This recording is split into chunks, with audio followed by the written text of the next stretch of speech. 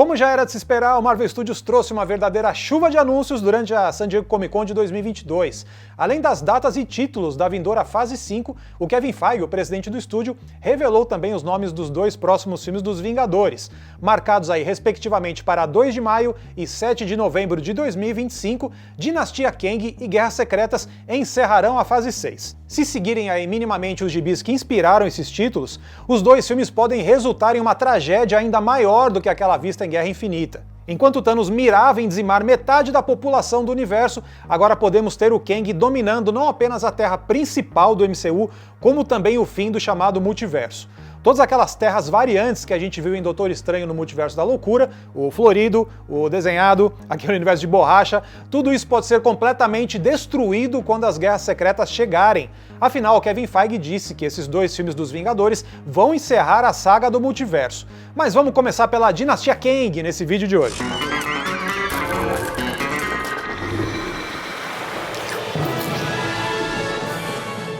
A Dinastia Kang foi escrita pelo Kurt Busiek e desenhada por nomes como Alan Davis, Ivan Reis e Manuel Garcia entre 2001 e 2002 no gibi mensal dos Vingadores. Naquela história, Kang, o Conquistador, e o filho dele, o Centurião Escarlate, vêm do século 31 para a Terra na virada do século 21 e acabam usando sua tecnologia mais avançada para conquistar tudo. Daí o Kang chega aqui no nosso planetinha azul, mostra para os terráqueos os vislumbres de um futuro marcado pela guerra e pela doença e diz que está aqui não para dominar a Terra, mas sim para salvá-la. Esse arco tem 16 edições no total e o exército do Kang, propriamente dito, só começa a desembarcar na Terra na 5ª edição. Eles saem da nave do Kang, a Damocles, que tem o formato de uma espada e fica orbitando o planeta, ameaçando destruir cidades inteiras se os Vingadores não se renderem.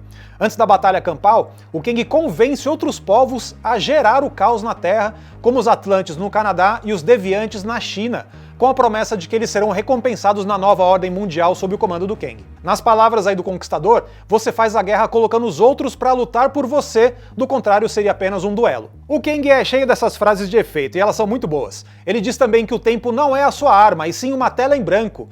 Durante a história toda, ele diz que consegue prever todos os movimentos dos Vingadores, inclusive quando o governo americano lança um exército de sentinelas contra a nave do Kang, o Kang reverte o comando e usa os sentinelas para destruir o planeta, porque décadas antes ele já tinha vindo para a Terra e ajudou a construir a indústria robótica por aqui.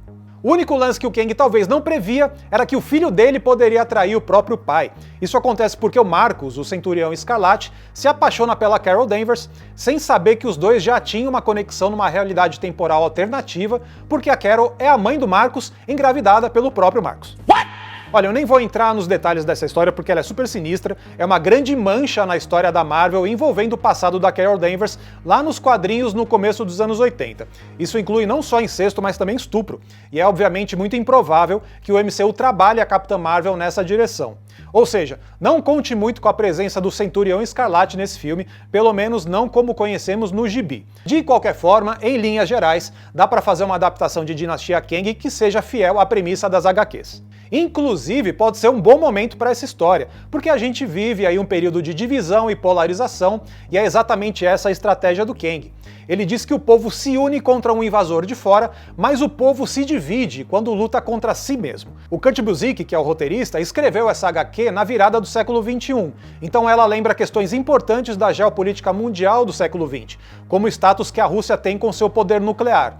E no fim é uma história cheia de esperança na diplomacia. Os Vingadores conseguem derrotar o Kang no final justamente porque a Vespa lidera os super-heróis costurando alianças com os antigos vilões que lutaram pelo Kang no começo da HQ. Isso não impede que as cenas de ação sejam super grandiosas. Os raios da nave do Kang destroem o prédio da ONU, depois o Kang explode uma bomba cósmica nuclear no meio de Washington. É curioso que o gibi saiu em 2001, enquanto acontecia a tragédia das Torres Gêmeas na vida real, e na época a Marvel decidiu que não iria interromper a circulação desse gibi. Hoje a gente lê o Dinastia Kang e lembra um pouquinho aí de Independence Day, tudo cheio de raio azul vindo do espaço, e essa HQ é promessa de um cinema catástrofe de qualidade. Mas quem é o Kang o Conquistador, afinal de contas? Bom, ele apareceu pela primeira vez em 63, na página de uma edição do Quarteto Fantástico.